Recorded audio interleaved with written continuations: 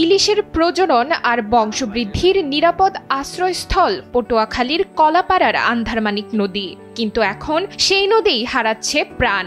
স্রোতের গতি কমে গভীরতা হারিয়ে নাব্যতা সংকটে পড়েছে এই ইলিশের অভয়াশ্রম। সংকটে পড়েছেন নদীভিত্তিক হাজারো জেলে ও মৎস্যজীবী।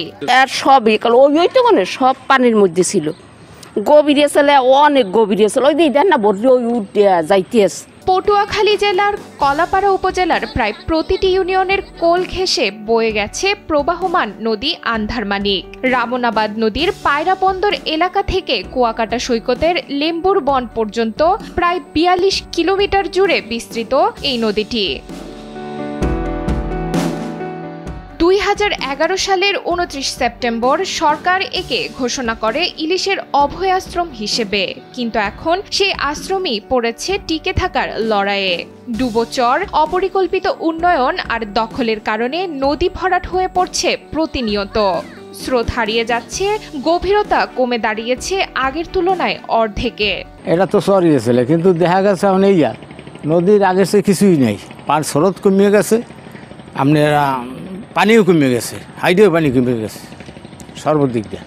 জেলে ও স্থানীয় সচেতন মহল বলছেন, আগে এই নদীর গভীরতা ছিল ৬০ থেকে ৮০ ফুট, এখন নেমে এসেছে মাত্র ২০ ফুটে। পাশে ১০০ মিটারের জায়গা এখন ৫০ মিটারে নেমে এসেছে। ইলিশ তো দূরের কথা, ছোট মাছও মিলছে না আগের মতো। নদী খনন না করলে অভয়াশ্রম বিলীন হয়ে যাবে।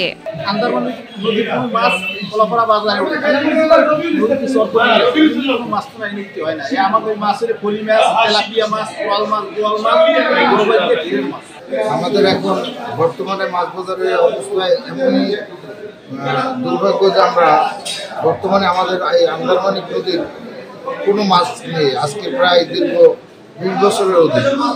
ইলিশের প্রধান প্রজনন মৌসুম প্রতি বছর ৪ অক্টোবর থেকে ২৫ অক্টোবর পর্যন্ত। এই সময়ে রামনাবাদ, আগুনমুখা ও তেঁতুলিয়া নদীতে ডিম ছাড়ে ইলিশ। এরপর নভেম্বর থেকে ফেব্রুয়ারি পর্যন্ত আন্ধারমানিক নদীতেই থাকে এই মাছ, কিন্তু নাব্যতা কমে যাওয়ায় প্রজনন পরবর্তী আশ্রয় পাচ্ছে না। জলবায়ু পরিবর্তনজনিত কারণে এই নদীটি ভরাট হয়ে গেছে। এর পাশাপাশি দখল দূষণ চলছে ভয়াবহ আকারে। ইলিশের অভয়াশ্রম এখন শুধু নামই আছে। মূলত আমরা জেলেদের সাথে কথা বলেছি, কেউ কেউ ২, ৪, ৫ বছর ইলিশ পেয়েছে এমন কোনো জেলে পাওয়া যায়নি।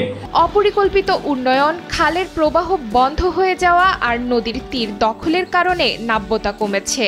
আলোচনা করে দখলমুক্ত ও এর যৌবন ফিরিয়ে দেওয়ার জন্য প্রয়োজনীয় ব্যবস্থা নেওয়ার আশ্বাস দিয়েছেন কর্মকর্তারা। আপনি জানেন যে সিডর পরবর্তী সময়ে প্রাকৃতিকভাবে যে সমস্যাগুলো তৈরি হয়েছে, এছাড়া আন্দারমানিকের মোহনায় যে বড় বড় চরগুলো সৃষ্টি হয়েছে, এই আন্দারমানিকের বুকেই ইতিমধ্যে ৫টি ব্রিজ নির্মাণ করা হচ্ছে। পায়রা তাপবিদ্যুৎ কেন্দ্র এই আন্দারমানিকের বুকে, শেরেবাংলা নৌ ঘাঁটি এই আন্দারমানিকের বুকে। এত মানব সৃষ্ট স্থাপনার ফলে আমাদের আন্দারমানিক আস্তে আস্তে তার যৌবন হারাচ্ছে। আন্দারমানিক নদী হচ্ছে বাংলাদেশের একমাত্র ইলিশের হ্যাচারি গ্রাউন্ড, যেটি ৪২ কিলোমিটার ব্যাপী বিস্তৃত। এই নদীর দুই পাশে যে কোনো ধরনের অবৈধ স্থাপনা থাকলে আমি সেটি আমাদের ভূমি অফিসের যে সরকারি সার্ভে রয়েছেন তার মাধ্যমে ডিমার্কেশন করাবো এবং সঙ্গে সঙ্গে উচ্ছেদের প্রয়োজনীয় ব্যবস্থা গ্রহণ করব। নাব্যতা কমে যাওয়ার কারণে তো ইলিশ যেহেতু একটি অভিবাসনশীল মাছ, দীর্ঘ পথ পরিভ্রমণ করে, যে তাদের আমার ধারণা যে এটা নাব্যতা কমে যাওয়ার কারণে তাদের আবাসস্থলের এবং চলাফেরার সমস্যা এবং বিঘ্ন ঘটতে পারে। ইলিশ শুধু একটি মাছ নয়, এটি দেশের সংস্কৃতি, অর্থনীতি আর গর্বের প্রতীক।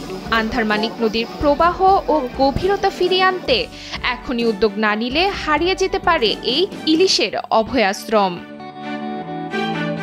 নুসরাত তালবিয়া, সময়ের আলো।